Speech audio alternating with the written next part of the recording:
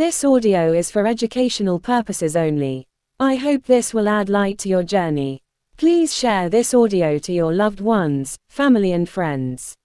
Thank you. The Family, by John Bradshaw. Humankind is constituted precisely as human by virtue of our ability to reason, exercise free will, develop moral conscience, be creative, and live by the rules of law.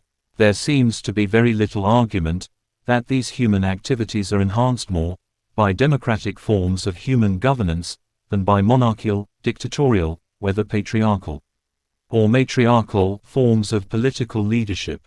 But monarchy has ruled most of Western history. A large portion of that history is characterized by the social agreement that allowed powerful kings or landlords to have enormous power in exchange for their protection and security. Life during most of human history was far more primitive than any of us can imagine. Until a little more than a century ago, we had no electricity, mass communication, rapid transit, airlines, TV, refrigeration, microwaves, computers, internet, etc. It is difficult to imagine what life was like without the products of the industrial and informational revolutions. I once remember reading that people in colonial times held their evening parties on the night of the full moon, because that was when there was more light. Monarchical systems, mostly patriarchal, worked well to organize social life and give people a sense of security. Religious patriarchy validated the political structure, with doctrines like the divine right of kings, and the belief that all authority, no matter how corrupt, was from God, and must be obeyed. Unjust kings and rulers were held accountable to God, and blind obedience was even more virtuous, in the face of kingly, or princely injustice. The family naturally took on this monarchical structure. This is where the parenting rules I refer to in this book as poisonous pedagogy come from. Parents were to be obeyed as if they were gods. They were to be honored. Children were never allowed to raise their voices or express anger toward their parents. Like the great monarchs, parents were held answerable to God, and within the parental dyad itself, there was hierarchy. Women were subject to and were to obey their husbands. Both father and mother had the right to hit and spank their children.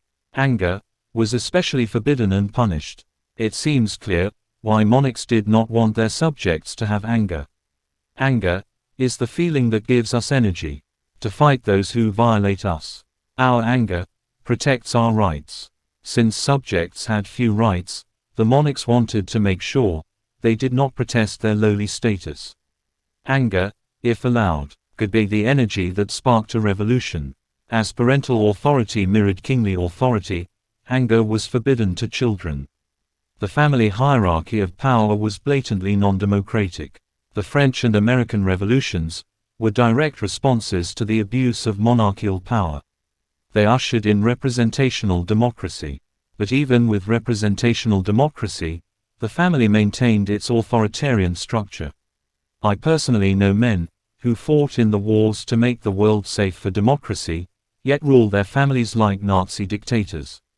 Hitler's Nazi regime was the extra-me-social embodiment of monarchical patriarchy.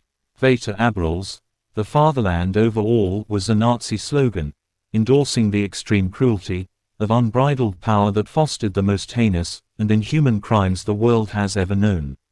I look upon the defeat of Nazism as the end of Western monarchical patriarchy. Obviously, we still have strong remnants of patriarchal, matriarchal systems in current social life. But Nazism magnified the inherent potentiality for abuse and brutality in monarchical-type dictatorships, and made it clear that this social structure is far too dangerous and risky to continue to use. I see the last 50 years as the beginning of a new and deeper stage of democracy. Our consciousness has expanded immensely, beyond the sexism, racism, homophobia and emotional primitiveness of pre-World War II patriarchy. Our expanded consciousness has also been aided by the 19th century existentialist movement in philosophy. Prior to this movement, Philosophical thinking was dominated by rationalism. The rationalist thinkers believed that everything could be explained logically. Thinkers like Dostoevsky, Kierkegaard, Kafka, and Nietzsche were prophetic voices. Dostoevsky predicted the rise of communism. Kafka and Nietzsche warned about nihilistic wars and the atrocities spawned by them. All of these philosophers were clear about the consequences that follow the repression of will and the emotions. They understood, long before modern physics, that whatever is repressed in an energy field will ultimately be expressed. A case could be made that our 20th century wars, social revolutions, acute anxiety, and massive addictiveness are the expressions of centuries of monarchical patriarchy and rationalistic repression of effective life, the life of emotion, will, and desire. While monarchical patriarchy and rationalism were necessary stages in the evolution of consciousness, we now see that they do not help us reach our highest potential. They keep us emotional primitives. All these factors, the French and American revolutions, the catastrophe of Nazism, the existential revolt against rationalism, have helped raise our consciousness to a new awareness of the meaning of democracy. We are now seeing that a deeper democracy is the way to more fully actualize our essential nature. In my zeal, I desperately wanted people to understand how the new shift in consciousness was exposing the old patriarchal model of child rearing as abusive. One of the patriarchal methods for keeping children in their place was shaming punishment. I saw how his toxic shaming damaged my own self-esteem. Others saw this also. Marilyn Mason, a psychologist in Minnesota, has referred to toxic shame as the most damaging form of domestic violence there is. I wanted to warn parents that these socially accepted normal parenting rules were damaging their children's self-esteem, especially since the parents were doing this unknowingly or unintentionally. I tried to make it clear that it is not a matter of blame. Our parents did the best they could, within the limits of their own awareness. Monarchical child rearing is seen as abusive only when our consciousness shifts toward a deeper internalization of democracy. The first edition of Bradshaw on the family served an important function in focusing our collective consciousness on some revolutionary new information, explaining the ways that families work. Never before in history has such a precise knowledge about family dynamics and how families work been available. And I believe the material in this book is still totally relevant as a resource for revising traditional values and healing our pressing societal wounds. For the first time in human history, we now have a sense of the family's awesome power, how it can shape our primal identity, and how it can impact its members' lives for generations. We are also learning how to enhance the family's health and how to strengthen it over generations. Families, like species, can go into extinction. Understanding the dynamics of how this can happen gives us valuable information for strengthening our families for future generations. This new understanding of how families work gives us added justification for the traditional values that emphasize the importance of strong marriages and mature, efficient parenting. Our new awareness about how families shape our identities forces us to take parental discipline even more seriously and moves us to learn what discipline really means. The family is the matrix of character, the most likely place for us to develop the foundation for true virtues and to internalize real and abiding values. We need to learn more about these matters, as the family is clearly being threatened and is failing to deliver virtuous people. The relevance of this book is more urgent in view of the regressive cry for traditional values. We need traditional values. The information in this book makes that clearer than ever before.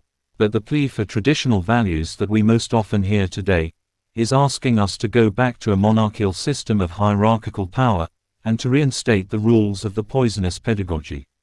Paradoxical as it might seem, to return to these traditional values will cause more divorce, more abuses, more teenage drug abuse, more chaotic undisciplined children, more unthinking people. who will become the pawn-like followers of any strong, articulate, opinionated, and rigid leader. Ditto-head codependents are not the virtuous people of character that we need for the new age of deep democracy. As chaotic as modern family life may seem, the high divorce rate and runaway children can actually be seen as expressions of an emerging deeper democracy. Unlike times past, many women and children are expressing their courage and individuality by refusing to live in families where they are beaten and abused. Let me say more about the reality of deep democracy. Deep democracy, as I'm using the phrase, has to do with an internalizing process whereby the democratic revolutions of 200 years ago became part of our very being. Deep democracy, as the peace psychologist Arnold Mindell points out in his book, The Leader as Martial Artist, is a timeless feeling of shared compassion for all living beings. It is a sense of the value and importance of the whole, including and especially our own personal reality. Deeply democratic people value every organ in their body, as well as their inner feelings, needs, desires, thoughts, and dreams. Since we cannot be any more honest or loving with others than we are with ourselves, charity must begin at home. And when we love ourselves in a deeply democratic manner, we will love our children, parents, and siblings the same way. Once our families are deeply democratic, we will create a deeply democratic love of nature, society, and the world.